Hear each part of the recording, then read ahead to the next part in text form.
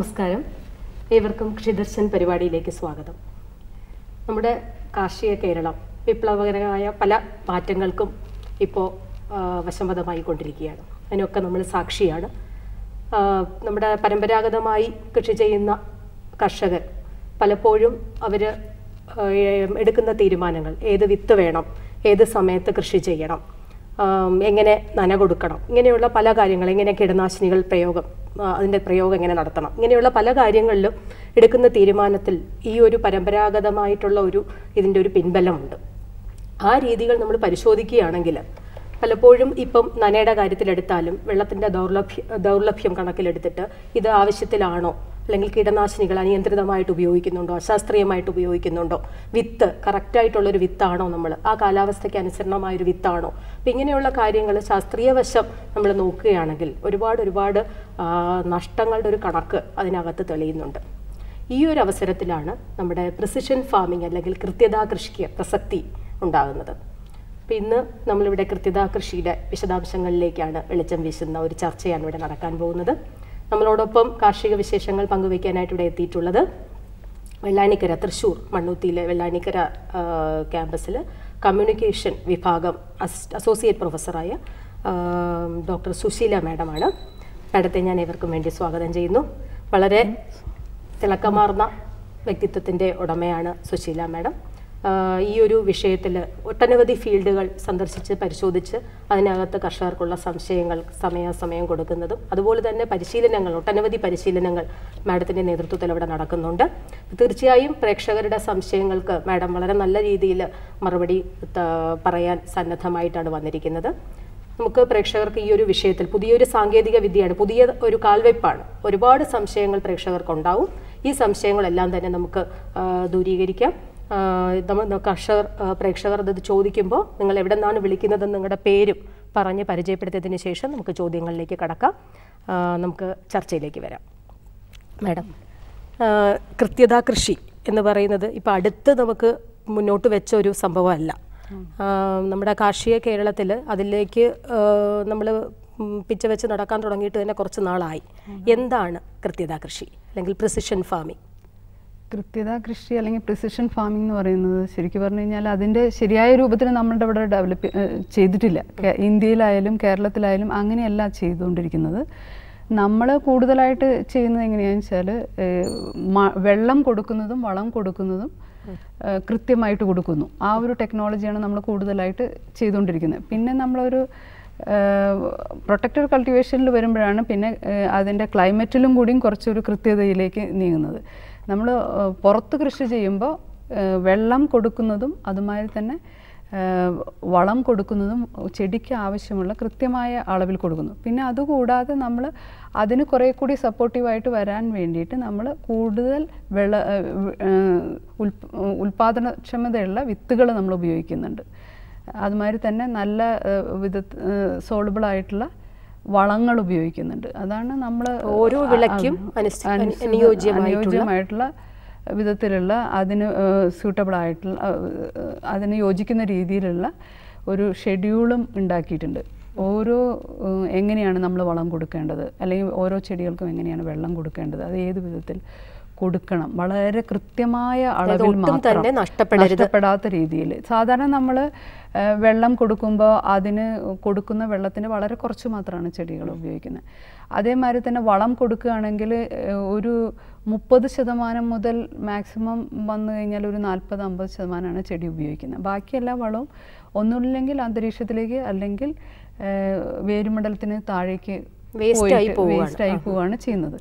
പക്ഷേ നമ്മൾ ഓരോ ചെടിക്കും ഓരോ ദിവസവും കൊടുക്കേണ്ട വളം അത് നമ്മൾക്കറിയാലോ. നമ്മൾ ഭക്ഷണം കഴിക്കുന്നത് നമുക്ക് 2 ദിവസത്തേക്ക് ഒരുമിച്ചുള്ള ഭക്ഷണം തന്നു കഴിഞ്ഞാൽ നമുക്ക് പറ്റില്ല.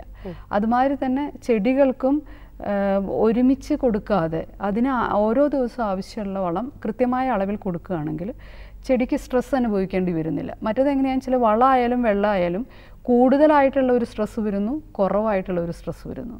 അങ്ങനെ 2 സ്ട്രെസ്. ഇത്രയും കൃത്യമായിട്ടുള്ള അളവിൽ സാങ്കേതിക വിദ്യ ഫലവത്തായി ഉപയോഗിക്കുമ്പോൾ ഒരു തുടക്കക്കാരൻ എന്നുള്ള രീതിയിൽ ഒരു കർഷകനോട് അയാൾ എന്താണ് അയാളുടെ പ്ലോട്ടിൽ ഇപ്പം പരമ്പരാഗതമായി ചെയ്തുകൊണ്ടിരിക്കുന്ന ഒരു രീതിയിൽ നിന്ന് മാറ്റം ഉൾക്കൊള്ളാൻ വേണ്ടി എന്താണ് അയാൾ ചെയ്യേണ്ടത്? നമ്മൾ എപ്പോഴും എങ്ങനെയാണെന്ന് വെച്ചാൽ വളം കൊടുക്കുമ്പോൾ കൂടുതലായിട്ട് കൃത്യം അതിന് എത്ര വളം വേണം എന്നൊരു പരമ്പരാഗതമായി പറഞ്ഞുകൊണ്ടിരിക്കുന്ന ഒരു വളം ആ ഒരു ഇതങ്ങനെ കൊടുത്തുകൊണ്ടിരിക്കുക. എന്നാൽ മണ്ണിൽ എത്ര വളമുണ്ട് എന്നുള്ളത് നമ്മൾ നോക്കാറില്ല. അപ്പോൾ മുന്ന് ചെയ്ത കൃഷിയിൽ നിന്ന് പല വളങ്ങളും കൂടുതലുണ്ടായിരിക്കും, എന്നാൽ പല വളങ്ങളും ആവശ്യത്തിനുണ്ടാവില്ല. പലപ്പോഴും നമ്മൾ പ്രൈമറി ന്യൂട്രിയൻസിനെ മാത്രമാണ് നോക്കുന്നത്. അതേസമയം നമുക്ക് അറിയാം മൈക്രോ ന്യൂട്രിയൻസ്, അത് സൂക്ഷ്മ മൂലകങ്ങൾ, അത് എത്രയാണ് അല്ല മണ്ണിലുണ്ടോ എന്നുള്ളത് നോക്കാറില്ല. പലപ്പോഴും നമുക്കറിയാം നമ്മൾ ഈ ജൈവ വളങ്ങൾ കൊടുക്കുമ്പോൾ ഈ സൂക്ഷ്മ മൂലകങ്ങൾ ഉണ്ടായിരിക്കും, കിട്ടും ചെടികൾക്ക് ആവശ്യമുള്ളത്. പക്ഷേ ഇപ്പോൾ നമ്മൾ ഈ ജൈവ രീതിയിൽ കൂടുതലായിട്ട് പലപ്പോഴും ആവശ്യത്തിന് കൊടുക്കാത്തതുകൊണ്ട് സൂക്ഷ്മ മൂലകങ്ങളുടെ ലഭ്യത വളരെ കുറവുണ്ട്. അപ്പം അതുകൊണ്ട് തന്നെ മണ്ണ് നമ്മൾ ടെസ്റ്റ് ചെയ്യണം, പരിശോധിക്കണം. മണ്ണായാലും വെള്ളമായാലും വെള്ളം പരിശോധിക്കണം. എന്താണെന്ന് വെച്ചാൽ മണ്ണിൻ്റെ ആയാലും വെള്ളത്തിൻ്റെ ആയാലും pH-ഉം അതുമാതിരി തന്നെ ഇലക്ട്രിക്കൽ കണ്ടക്ടിവിറ്റി EC-യും വളരെ പ്രധാനമായിട്ടുള്ള കാര്യങ്ങളാണ്. മണ്ണിൻ്റെ pH ഒരു 6 മുതൽ 6.5 വരെ ആയിരിക്കുന്നതാണ് കൂടുതൽ നല്ലത്. 5.5-ലും താഴെ പോകാൻ പാടില്ല. അതുമാതിരി തന്നെ EC എങ്ങനെയാണെന്ന് വെച്ചാൽ ഒരു 0.8 1 ആ ഒരു റേഞ്ചിലെങ്കിലും ആയിരിക്കണം. വെള്ളത്തിൻ്റെ ആണെങ്കിലും അതേമാതിരി തന്നെ EC ഒരു 0.5 0.5 ആ ഒരു ലെവലായിരിക്കുന്നതായിരിക്കും നല്ലത്. അപ്പോൾ നമ്മൾ എപ്പോഴും ഇപ്പോൾ ട്യൂബ് വെല്ലിലൊക്കെ വെള്ളം ആണ് നമ്മൾ ഉപയോഗിക്കണമെന്ന് വെച്ചാൽ എപ്പോഴും നമ്മൾ പ്രത്യേകിച്ചും വെള്ളം ഒന്ന് ടെസ്റ്റ് ചെയ്ത് നോക്കുന്നത് നല്ലതാണ്. അപ്പോൾ pH ആയാലും EC ആയാലും ശരിയായ ലെവലിലല്ല എന്ന് വെച്ചാൽ അതിന് വളം കൊടുത്താലും നമുക്ക് ചെടികൾക്ക് വളം കിട്ടില്ല. അപ്പം അതുകൊണ്ട് അത് നമ്മൾ നോക്കേണ്ടത് വളരെ ആവശ്യമാണ്. അതുമാതിരി തന്നെ ചെടിയിൽ മണ്ണിലുള്ള മറ്റുള്ള മൂലകങ്ങളുടെ ലഭ്യതകളും നോക്കിയിട്ട് അതിനനുസൃതമായിട്ട് ആവശ്യത്തിനുള്ള മൂലകം കൊടുക്കാനായിട്ട്. പിന്നെ നമ്മൾ ടെസ്റ്റിംഗ് കഴിഞ്ഞതിന് ശേഷം എന്താണ് മാഡം ചെയ്യേണ്ടത്? മണ്ണും വെള്ളവും ടെസ്റ്റ് ചെയ്ത് കഴിഞ്ഞാൽ പിന്നെ നമ്മൾ പ്രിസിഷൻ ഫാമിംഗ് അല്ലെങ്കിൽ കൃത്യത കൃഷിയാണ് ചെയ്യാൻ ഉദ്ദേശിക്കുന്നതെങ്കിൽ നമ്മൾ തീർച്ചയായിട്ടും ഒരു പ്ലാസ്റ്റിക് നമ്മൾ ബെഡ് ഉണ്ടാക്കും, ചെടികൾ നടാനുള്ള ബെഡ് ഉണ്ടാക്കും. അത് ഇങ്ങനെ കുറച്ച് ഉയർത്തിയിട്ടുള്ള ബെഡാണ് ഉണ്ടാക്കുന്നത്. അതെന്തിനാണെന്ന് വെച്ചാൽ നമുക്ക് വെള്ളക്കെട്ടിൻ്റെ പ്രോബ്ലം ഒന്നും ഇല്ലാതിരിക്കാൻ വേണ്ടിയിട്ടാണ്. അതിന് ശേഷം നമ്മൾ പ്ലാസ്റ്റിക് മൾച്ചിങ് ഇടും. പ്ലാസ്റ്റിക് മൾച്ചിങ് എന്ന് പറഞ്ഞാൽ പല വിധത്തിലുള്ള പ്ലാസ്റ്റിക് മൾച്ചിങ്, പൊത പ്ലാസ്റ്റിക് കൊണ്ടുള്ള പൊതയാണ് ഇടുന്നത്. പ്ലാസ്റ്റിക് ഷീറ്റാണ്, പല 30 മൈക്രോണിൻ്റെ പ്ലാസ്റ്റിക് ഷീറ്റാണ് സാധാരണ ഉപയോഗിക്കുന്നത്. പല വിധത്തിലുള്ള പ്ലാസ്റ്റിക് ഈ മൾച്ചിങ് ഷീറ്റുകൾ ഉണ്ടെങ്കിലും നമ്മുടെ അവിടെ ഉപയോഗിക്കേണ്ടത് ബ്ലാക്ക് ഓൺ സിൽവർ എന്ന് പറയും. അടിയിൽ കറുപ്പ് കളറും മുകൾ ഭാഗം സിൽവർ കളറുമാണ് വേണ്ടത്. അതെന്ന് വെച്ചാൽ അടിയിൽ ബ്ലാക്ക് കളർ ഇടാതെ നമ്മൾ അത് തിരിച്ചിട്ടാൽ ഗുണം കിട്ടില്ല. എന്താണെന്ന് വെച്ചാൽ അടിഭാഗം ബ്ലാക്ക് ഇടുന്നത് നമുക്ക് ലൈറ്റ് ഉള്ളിലോട്ട് കയറി പോവാതെ ഇരിക്കാൻ വേണ്ടിയിട്ടാണ്. അപ്പോൾ അങ്ങനെ വരുമ്പോൾ ഈ കളകളൊന്നും ഉണ്ടാവില്ല. അതേസമയം നമ്മൾ മോൾ ഭാഗത്ത് സിൽവർ കളറാണ്, അപ്പോൾ അത് ലൈറ്റിനെ ചൂടിനെ റിഫ്ലക്റ്റ് ചെയ്യും. ലൈറ്റിനെയും റിഫ്ലക്റ്റ് ചെയ്യുമ്പോൾ ചെടികൾക്ക് നമുക്ക് കാണാൻ കഴിയുന്ന പ്രകാശം കൂടുതൽ കിട്ടും. അതേസമയം ചൂട് കുറയ്ക്കാനും പറ്റും. മണ്ണിലുള്ള ചൂട് കുറച്ച് ഒരു അനുകൂലമായ അവസ്ഥയിൽ നിലനിർത്തും.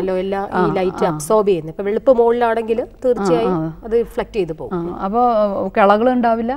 അതുമാതിരി തന്നെ ചൂട് കുറവായിരിക്കും. പിന്നെ ഈർപ്പം വേണ്ട രീതിയിൽ നിലനിർത്തും.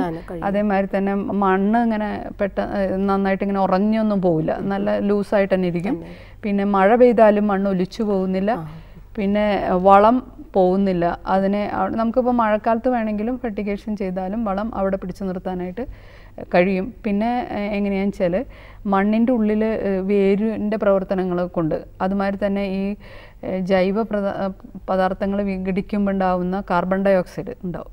അപ്പോൾ ഇതിന് പുറത്തേക്ക് പോകാനുള്ള ഒരു ഇതില്ല. എന്നുവെച്ചാൽ നമ്മളൊരു ചെറിയൊരു തുളയാണ് ഇട്ട് കൊടുത്തിരിക്കുന്നത് ചെടി നടാൻ വേണ്ടിയിട്ട്. ഈ പ്രതലത്തിൽ ചിമ്മിനി എഫക്റ്റ് മാതിരി ഈ കാർബൺ ഡൈ ഓക്സൈഡ് ആ ഒരു ഇതിലൂടെ ചെടിയുടെ മുകളിലേക്ക് ഇങ്ങനെ വരികയാണ്. അപ്പോൾ അങ്ങനെ വരുമ്പോൾ ചെടികൾക്ക് കൂടുതൽ കാർബൺ ഡൈ ഓക്സൈഡിൻ്റെ ലഭ്യത കിട്ടുന്നതുകൊണ്ട് വളർച്ച കുറച്ചുകൂടി നന്നായിരിക്കും. ഇപ്പം നമ്മൾ മഴക്കാലത്താണെങ്കിൽ ഇങ്ങനെ മൾച്ചിങ് ചെയ്യണമെങ്കിൽ നമുക്ക് നനയ്ക്കേണ്ട കാര്യമൊന്നുമില്ല. പക്ഷേ നമ്മൾ ഈ ജൈവവളവും അടിവളം ബാക്കിയുള്ള അടിവളങ്ങളൊക്കെ ഇട്ടിട്ട് നമ്മൾ ജസ്റ്റ് പ്ലാസ്റ്റിക് ഷീറ്റ് മാത്രം ഇട്ട് കൊടുത്താൽ തന്നെ നല്ല വിളവ് കിട്ടുന്നതായിട്ടാണ് നമ്മൾ ഞാനിതിപ്പം ആദ്യം നമ്മൾ നില ഒരുക്കി മുകളിൽ തവാരണകൾ എടുക്കുന്നത് തന്നെ വളരെ പൊക്കത്തിൽ നമ്മൾ എടുത്തു. അതിന്റെ മുകളിൽ നമ്മൾ ഷീറ്റ് ഇടുന്നതിന് മുമ്പേ നമുക്ക് പ്ലാസ്റ്റിക് മൾച്ചിങ് ഇടുന്നതിന് മുന്നായിട്ട് നമ്മൾ നനയ്ക്കാനായിട്ടുള്ള ഇറിഗേഷൻ സിസ്റ്റം ഇടണം. അതായത് നമ്മൾ സബ്മെയിൻ പൈപ്പ് ഇടും, ഡ്രിപ്പാണ് ഉപയോഗിക്കുന്നത്. അതെ അതെ. അതിന് പിന്നെ ലാറ്ററൽ പൈപ്പ് ഈ മൾച്ചിങ് ഷീറ്റിൻ്റെ അടിയിൽ വരുന്ന വിധത്തിലാണ് ഇടേണ്ടത്. അപ്പോൾ ഓരോ ചെടികൾക്കും വളവും വെള്ളവും കൊടുക്കാൻ പാകത്തിന് ഡ്രിപ്പറുകൾ അതാത് പൊസിഷനിൽ കൊടുത്തിട്ടുണ്ടാവും. അതായത് ചെടികളുടെ ഇടയകലം എത്രയാണോ ആ ഇടയകലത്തിൽ തന്നെ ഈ ഡ്രിപ്പർ രീതിയിൽ വെക്കണം. അപ്പം ഞാൻ അതൊന്ന് ചോദിച്ചോട്ടെ, ഇപ്പം നമുക്ക് ഇപ്പോൾ ഓരോ ചെടികൾക്കും വ്യത്യാസം ഉണ്ടല്ലോ. അപ്പം നമ്മൾ ആ വ്യത്യാസം 30 സെൻറ്റിമീറ്റർ ഇടയകലത്തിലാണ് അടുത്ത ഒരു ചെടി വരുന്നതെങ്കിൽ അതനുസരിച്ച് നമുക്ക് തുളയിട്ട് കൊടുത്തിട്ട് ഈ ഡ്രിപ്പർ വെക്കാൻ കഴിയുമോ? സാധാരണ എങ്ങനെയാണെന്ന് വെച്ചാൽ നമ്മൾക്ക് ഡ്രിപ്പർ ഇൻലൈൻ ഡ്രിപ്പറുണ്ട്, ഓൺലൈൻ ഡ്രിപ്പറുണ്ട്. ഓൺലൈൻ ഡ്രിപ്പറാണ് നമ്മൾ ഉപയോഗിക്കുന്നതെങ്കിൽ നമുക്ക് ഇഷ്ടമുള്ള പൊസിഷനിൽ നമുക്ക് ഡ്രിപ്പർ ഫിറ്റ് ചെയ്ത് കൊടുക്കാം.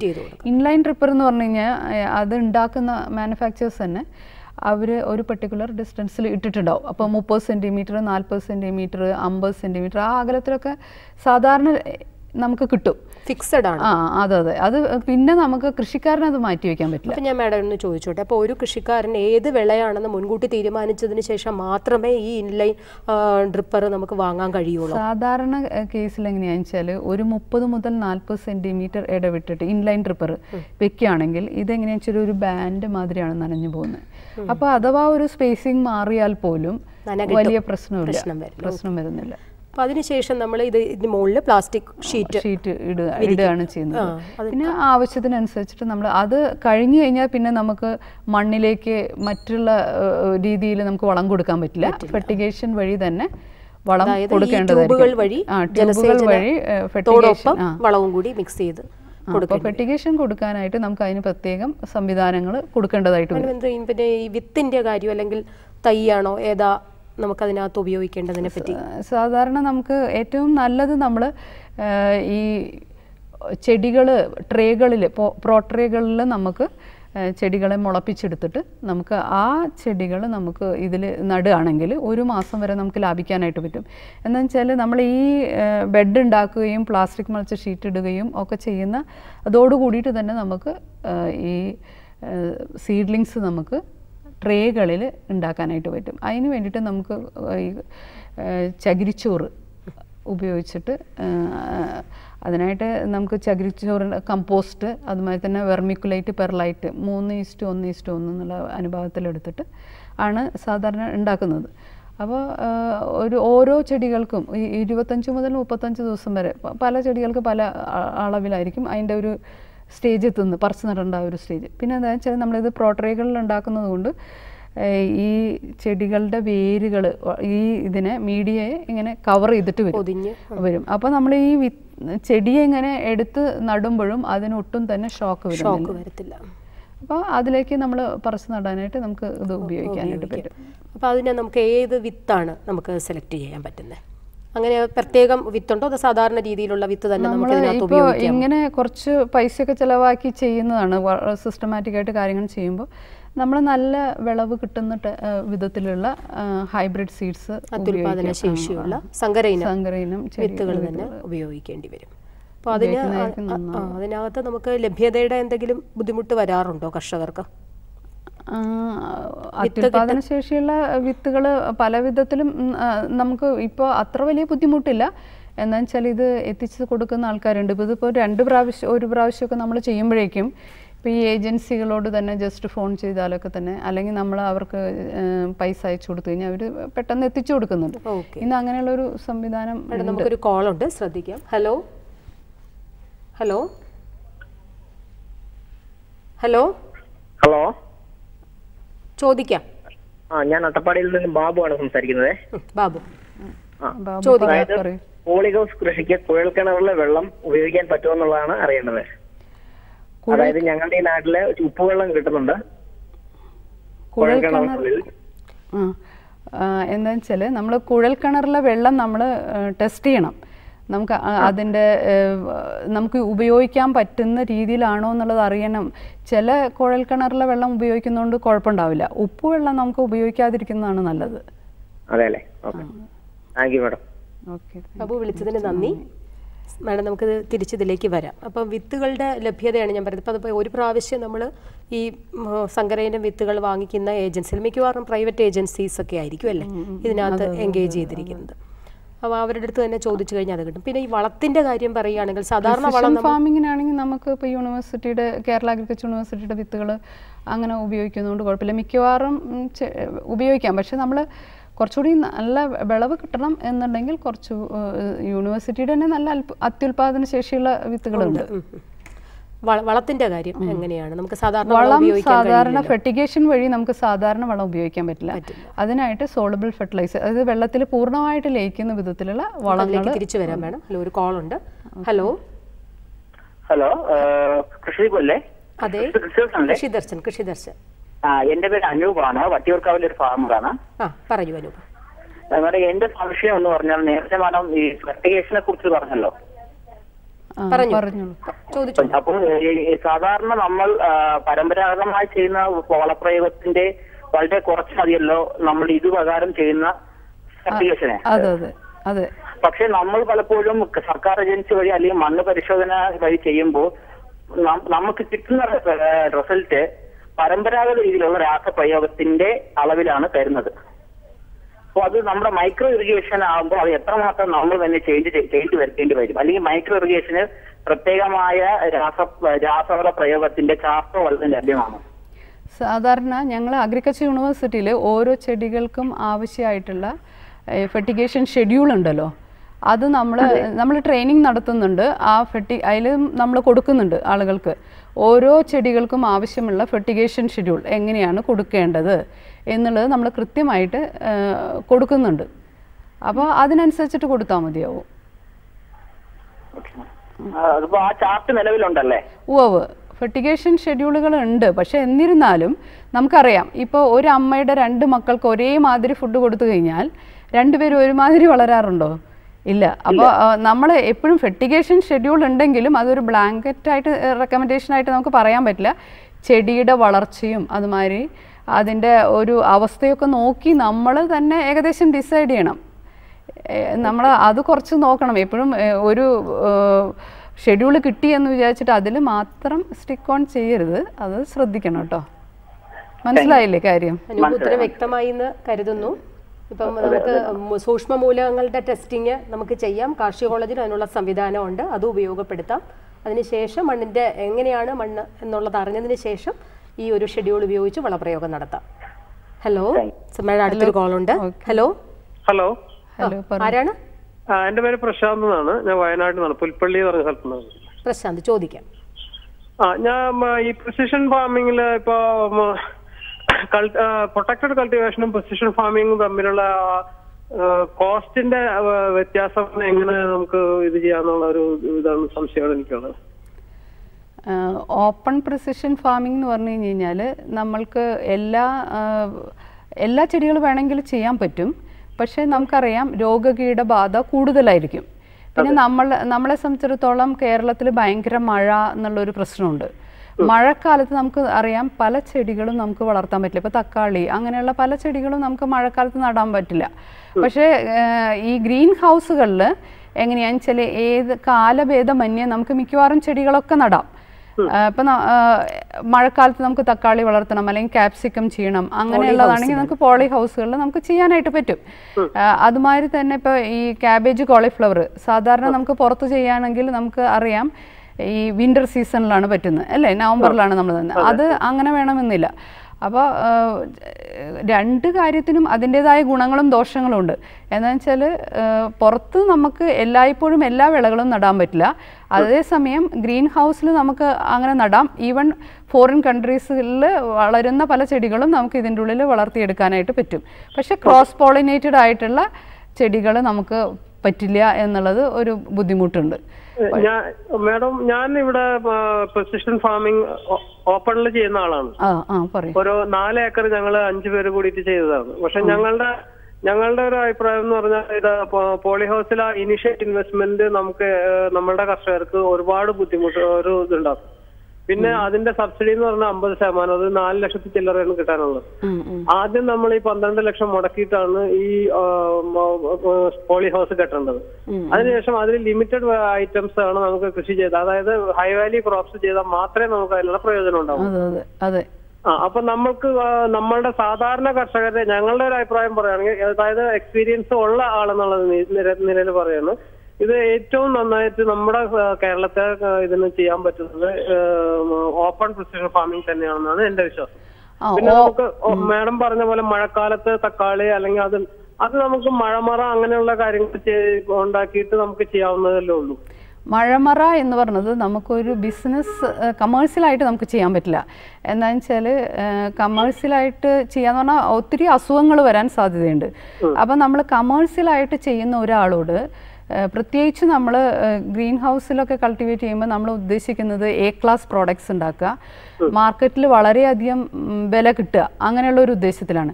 ഇപ്പോൾ ഒരു വീട്ടിലൊരു ആവശ്യത്തിനൊക്കെ ആണെങ്കിൽ മഴമറ വളരെ നല്ലതാണ്. നമ്മുടെ ആവശ്യത്തിനുള്ള പച്ചക്കറികൾ 365 ദിവസവും ഉണ്ടാക്കാനായിട്ട് നമുക്ക് മഴമറ ഉപയോഗിക്കാം. പക്ഷേ നമ്മൾ വളരെ കമേഴ്സ്യലായിട്ട് ചെയ്യുന്ന ഒരാൾക്ക് ഗ്രീൻ ഹൗസ് കൾട്ടിവേഷനാണ്. പിന്നെ എനിക്കറിയില്ല താങ്കൾക്കും അറിയോ എന്നുള്ളത്, എന്തുകൊണ്ടാണെന്ന് വെച്ചാൽ ഓപ്പൺ പ്രിസിഷൻ ഫാമിംഗ് തന്നെയാണ് നമുക്ക് വളരെ ലാഭകരമായിട്ട് ചെയ്യാം. ഇനീഷ്യൽ സ്റ്റേജിൽ ഈ നമ്മൾ ഹൈടെക് കൾട്ടിവേഷൻ ചെയ്യുന്ന ഒരാൾ എപ്പോഴും ഓപ്പൺ പ്രിസിഷൻ ഫാമിംഗ് ചെയ്യുന്നത് തന്നെയാണ് നല്ലത്.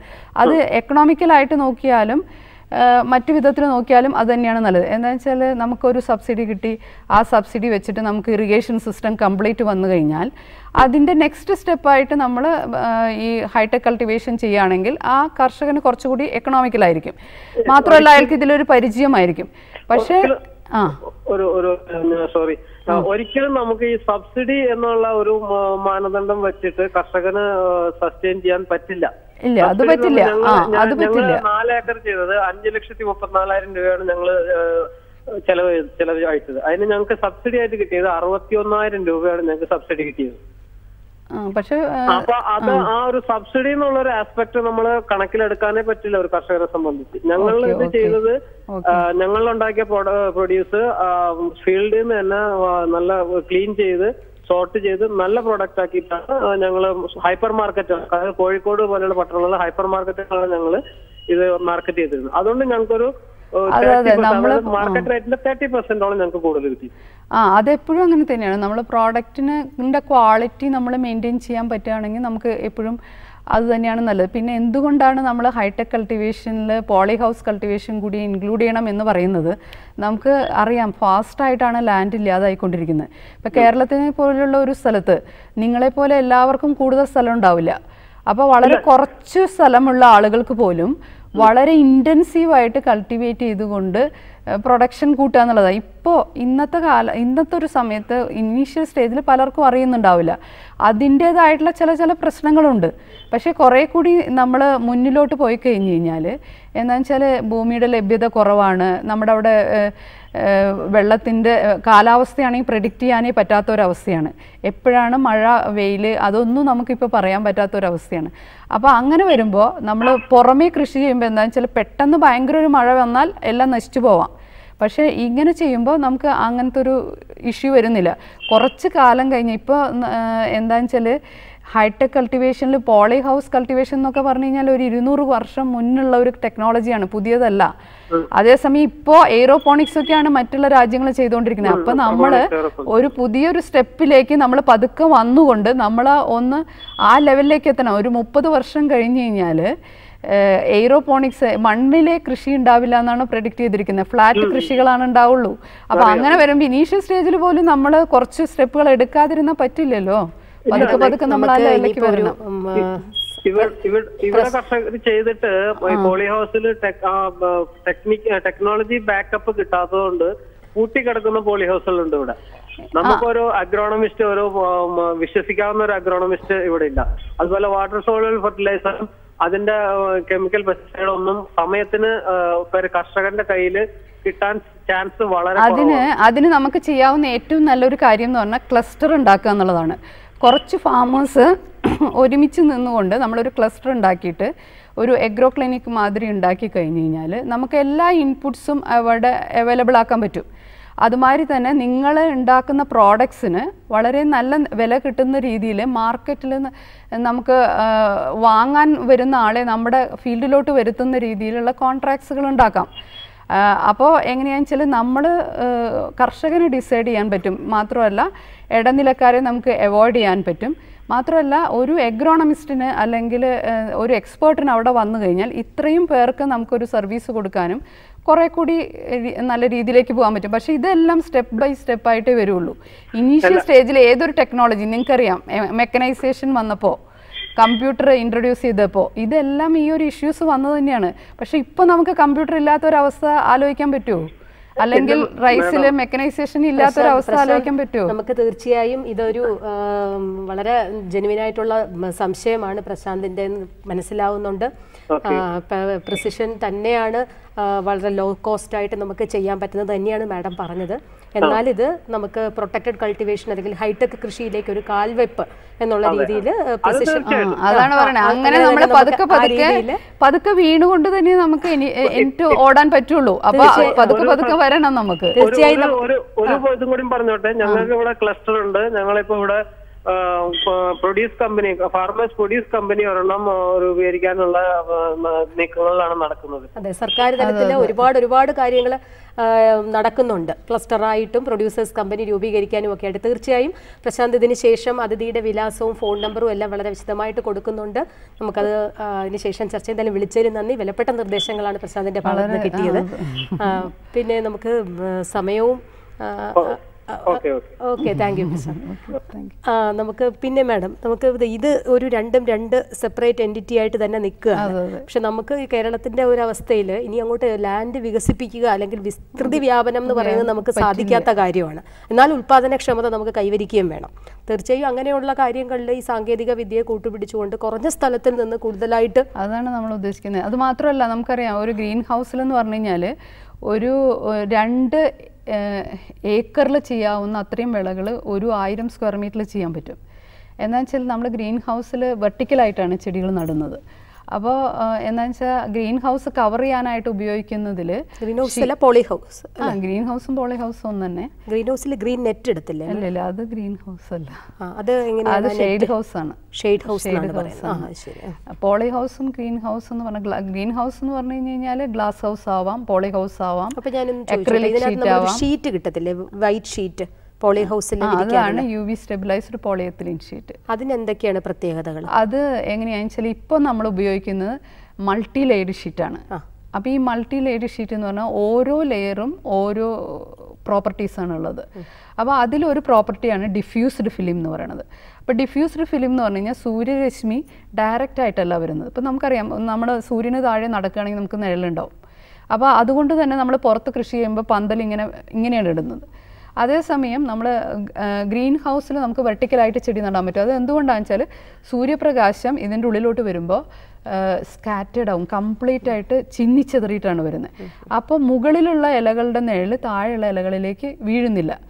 അങ്ങനെ വരുമ്പോൾ എല്ലാ ഇലകൾക്കും ഈ ഫോട്ടോസിന്തസിസ് ആക്ടിവിറ്റിയിൽ പങ്കെടുക്കാൻ പറ്റും.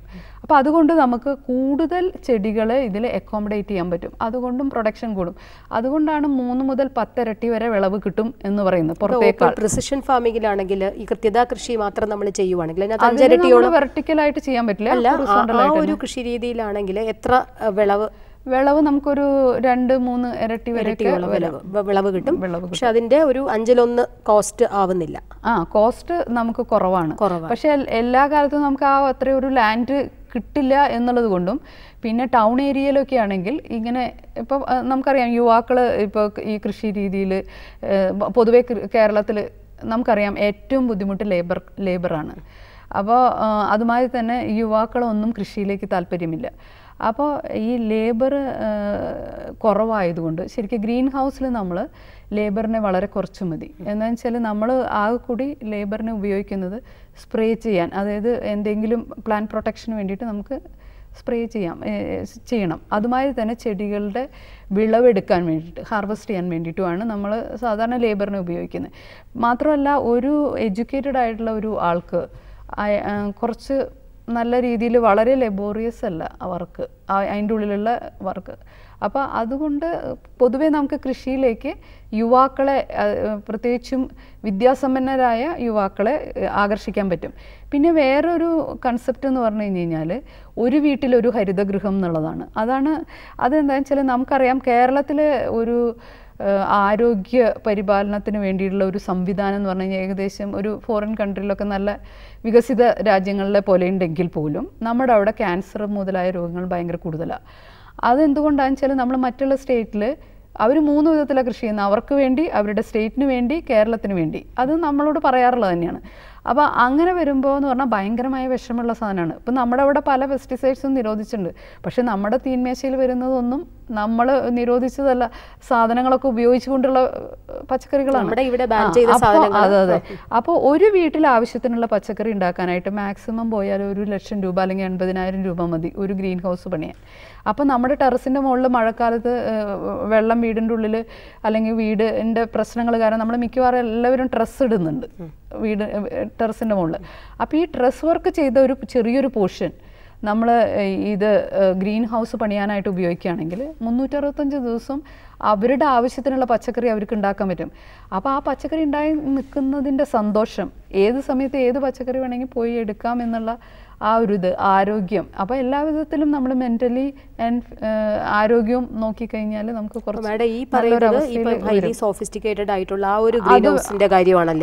ഇപ്പൊ ഞാൻ പറയണത് ഒരു മഴമറയായാലും കുഴപ്പമില്ല. നമ്മൾ മുകളിൽ polythene sheet, UV stabilised polythene sheet ഇടുന്നു, സൈഡിൽ ഇൻസെക്ട് പ്രൂഫ് നെറ്റ് ഇടുന്നു. അപ്പോൾ അങ്ങനെ ടെറസിൻ്റെ മുകളിൽ ചെയ്ത് കഴിഞ്ഞാൽ രോഗകീടങ്ങൾ കുറയുകയും ചെയ്യും. എന്നാൽ നമുക്ക് വലിയ ചിലവില്ലാതെ, നമുക്കറിയാം നമ്മളുടെ കേരളത്തിൽ ഒരു വീടിന് ഒരു കാർ പോർച്ച് എന്നുള്ള ഒരു കൺസെപ്റ്റ് ഉണ്ട്. അതുമാതിരി ഒരു വീടിന് ഒരു ഹരിതഗൃഹം എന്നുള്ള ഒരു കൺസെപ്റ്റ് ഉണ്ടാവുന്നതുകൊണ്ട് തെറ്റില്ലെന്നാണ് എനിക്ക് തോന്നുന്നത്.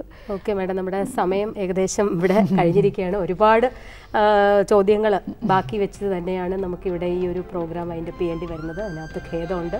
പക്ഷേ എന്നിരുന്നാലും ഒരു ആകത്തുകയായിട്ട് പറയുകയാണെങ്കിൽ നമുക്ക് ഈ ഒരു മാറ്റം അനിവാര്യമാണ്. നമുക്ക് സ്ഥലം കുറഞ്ഞിരിക്കുകയാണ്. 2050 ആവുമ്പോഴേക്കും നമുക്ക് ഇപ്പോഴുള്ള ഫുഡ് പ്രൊഡക്ഷൻ്റെ ഇരട്ടി വേണം എന്നാണ് ഈ ഭക്ഷ്യസുരക്ഷയുമായി ബന്ധപ്പെട്ട് പറയുന്നത്. അപ്പോൾ തീർച്ചയായും വിസ്തീർണ വ്യാപനത്തിൽ കൂടെ അല്ലാതെ ഈ തരത്തിലുള്ള സാങ്കേതിക വിദ്യയെ കൂട്ടുപിടിച്ച് മാത്രമേ നമുക്ക് ഉൽപ്പാദനക്ഷമതയിലൂടെ മാത്രമേ നമ്മുടെ ലക്ഷ്യം കൈവരിക്കാൻ കഴിയൂ എന്നുള്ള കാര്യം ഒന്നുകൂടി ഓർമ്മിപ്പിച്ചുകൊണ്ട് നമ്മുടെ അതിഥിയുടെ വിലാസം പ്രേക്ഷകർക്കായി പങ്കുവയ്ക്കുന്നു. Doctor P Sushila, associate professor, communication centre, കാർഷിക സർവകലാശാല, മണ്ണൂത്തി, തൃശ്ശൂർ.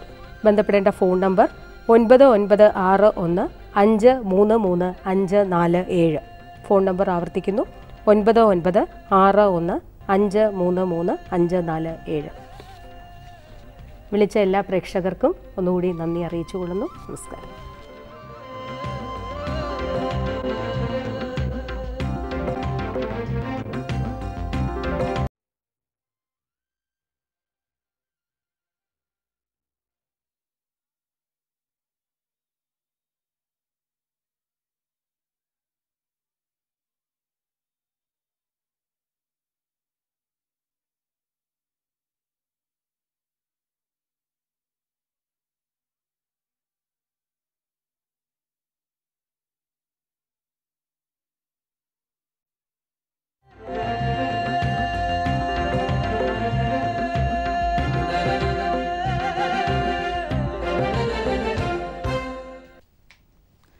നമസ്കാരം. ദൂരദർശൻ കാർഷിക വാർത്തകളിലേക്ക് സ്വാഗതം. പ്രധാന വാർത്തകൾ. ശുദ്ധജല ഓരുജല മത്സ്യകൃഷിക്ക് ഇൻഷുറൻസ് പരിരക്ഷ. സംഭരിച്ച നെല്ലിന്റെ വില 3 ദിവസത്തിനകം സപ്ലൈകോ. ഗോവർദ്ധനി പദ്ധതി പശുക്കുട്ടികളെ ദത്തെടുക്കും.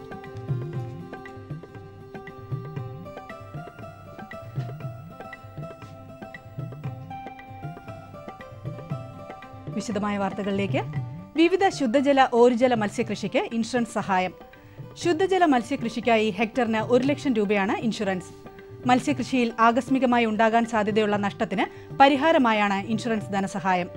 ഒരു വിളയ്ക്ക് 1 വർഷത്തേക്കാണ് ഇൻഷുറൻസ്. പ്രീമിയം ഹെക്ടറിന് 2,500 രൂപ. ഓരുജല മത്സ്യകൃഷിക്ക് ഹെക്ടറിന് 1,50,000 രൂപയാണ് ഇൻഷുറൻസ്. പ്രീമിയം 4,000 രൂപ. കല്ലുമക്കായ കൃഷിക്കും കൂടുകളിൽ കരിമീൻ കൃഷിക്കും ഇൻഷുറൻസ് പരിരക്ഷ ലഭിക്കും. തിരുവനന്തപുരം വികാസ് ഭവനിൽ പ്രവർത്തിക്കുന്ന മത്സ്യസമൃദ്ധി സ്പെഷ്യൽ ഓഫീസുമായി ബന്ധപ്പെട്ടാൽ കൂടുതൽ വിവരം ലഭിക്കും. Phone number 0471 230 8295.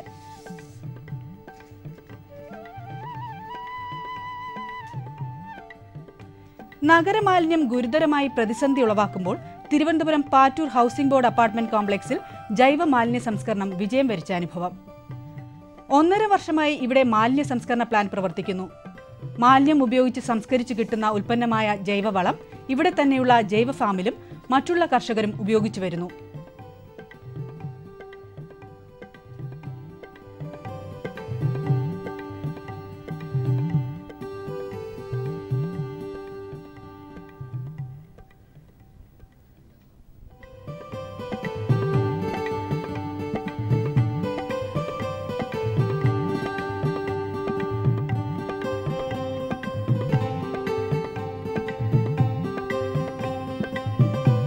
പാറ്റൂർ അപ്പാർട്ട്മെന്റ് താമസക്കാരുടെ കൂട്ടായ്മ സംസ്ഥാന സർക്കാരിന്റെ വിത്ത് വികസന അതോറിറ്റിയുടെ സഹകരണത്തോടെ സ്കൂൾ വിദ്യാർത്ഥികൾക്ക് സൗജന്യമായി വളം നൽകുന്ന പദ്ധതി കൃഷിമന്ത്രി KP മോഹനൻ ഉദ്ഘാടനം ചെയ്തു.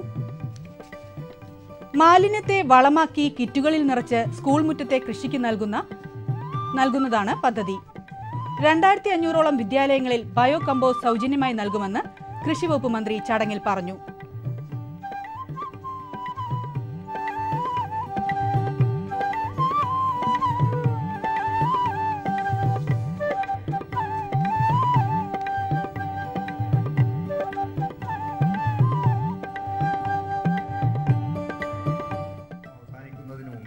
കേരളത്തിലെ 2500ഓളം വിദ്യാലയങ്ങളിൽ ബയോ കമ്പോസ്റ്റ് പ്ലാന്റ് സൗജന്യമായി നൽകുകയാണ്.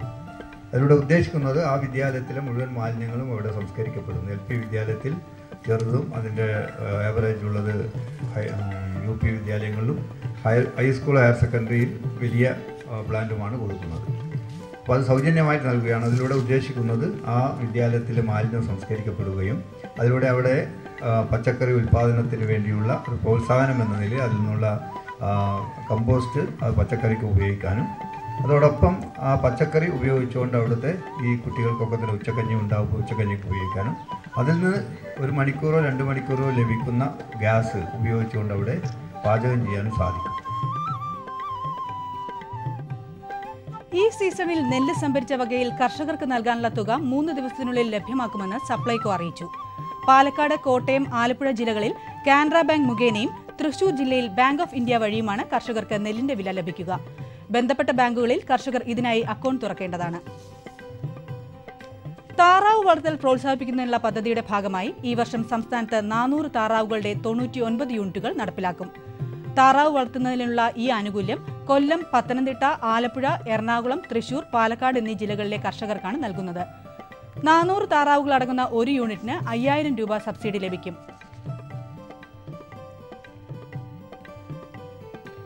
ആനുകൂല്യങ്ങൾക്കും സബ്സിഡിക്കും അതത് ജില്ലാ മൃഗസംരക്ഷണ ഓഫീസുമായി ബന്ധപ്പെടണം. ബാംഗ്ലൂരിലെ Indian institute of horticulture research Arka Mangala എന്ന പയറിനം വികസിപ്പിച്ചു. ഒരു പയറിൽ 42 മണികൾ വരെ ഉണ്ടാകുന്ന ഈ ഇനം 25 ടൺ പ്രതി ഹെക്ടർ വിളവ് നൽകാൻ കെൽപ്പുള്ളതാണ്. ചെടികൾ 80 സെന്റിമീറ്റർ വരെ ഉയരം വയ്ക്കും. 60 ദിവസമാണ് കായ്കൾ മൂപ്പെത്താനുള്ള സമയം. വിളദൈർഘ്യം 90 മുതൽ 100 ദിവസം. ഗോവർദ്ധനി പദ്ധതി അനുസരിച്ച് മൃഗസംരക്ഷണ വകുപ്പ് 1 ലക്ഷം പശുക്കുട്ടികളെ കർഷകരിൽ നിന്ന് ദത്തെടുക്കും. 4 മുതൽ 9 മാസം വരെ പ്രായമുള്ള സങ്കരവർഗം പശുക്കുട്ടികളെയാണ് ദത്തെടുക്കുന്നത്. മൃഗസംരക്ഷണ വകുപ്പ് പരിപാലിക്കുന്ന ദത്തെടുത്ത പൈക്കിടാങ്ങൾക്ക് 32 മാസം വരെ പകുതി വിലയ്ക്ക് കാലിത്തീറ്റയും വിരമരുന്നുകളും ധാതു ലവണ മിശ്രിതവും നൽകും. 6 മാസത്തിലൊരിക്കൽ ആരോഗ്യ പരിശോധനയും ഉണ്ടാകും. ആകസ്മികമായുണ്ടാകുന്ന മരണങ്ങൾക്ക് പ്രതിവിധിയായി പൈക്കിടാങ്ങൾക്ക് ഇൻഷുറൻസും ഏർപ്പെടുത്തിയിട്ടുണ്ട്. പൈക്കിടാവിനുള്ള സബ്സിഡി ആനുകൂല്യമായി ഒരു കർഷകന് 19,462 രൂപയുടെ സഹായമാണ് ലഭിക്കുക. കൂടുതൽ വിവരങ്ങൾക്ക് തൊട്ടടുത്തുള്ള മൃഗാശുപത്രിയുമായി ബന്ധപ്പെടാം. ഇനി കമ്പോള നിലവാരം.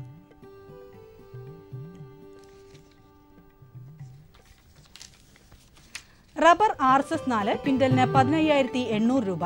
റബ്ബർ RSS 5 14,900 രൂപ. വെളിച്ചെണ്ണ 10,100 രൂപ. കുരുമുളക് 49,800 രൂപ. നാളികേരം തൊണ്ടോട് കൂടിയത് 1000-ന് 10,000 രൂപ. നാളികേരം തൊണ്ടില്ലാതെ 1000-ന് 13,000 രൂപ. കമ്പോള അവലോകനം. കുരുമുളക് വിപണി കൊച്ചിയിൽ ഗാർബിൾഡ് കുരുമുളക് ക്വിന്റലിന് 51,800 രൂപ, അൺഗാർബിൾഡ് കുരുമുളക് 49,800 രൂപ. കുരുമുളക് വിപണി കൽപ്പറ്റയിൽ ചേട്ടൻ കുരുമുളക് ക്വിന്റലിന് 51,300 രൂപ, വയനാടൻ കുരുമുളക് 51,800 രൂപ. കൊപ്ര വിപണി കോഴിക്കോട് കൊപ്ര ക്വിന്റലിന് 7,600 രൂപ, തളിപ്പറമ്പ് 7,000 രൂപ, കാസർഗോഡ് 7,000 രൂപ. വെളിച്ചെണ്ണ കണ്ണൂർ വെളിച്ചെണ്ണ ക്വിന്റലിന് 11,067 രൂപ, കോട്ടയം 10,800 രൂപ, ആലപ്പുഴ 10,050 രൂപ. കാലാവസ്ഥ കണ്ണൂർ കൂടിയ താപനില 33.2 ഡിഗ്രി സെൽഷ്യസ്, കുറഞ്ഞ താപനില 23 degree Celsius. Kozhikode 32.9, 24.5. Kochi 33.2, 21.4. Alappuzha 31.4, 24.5. Punalur 34, 22.5. Thiruvananthapuram 32, 22.9 degree Celsius. ഇതോടെ ഇന്നത്തെ കാർഷിക വാർത്തകൾ സമാപിക്കുന്നു. നമസ്കാരം.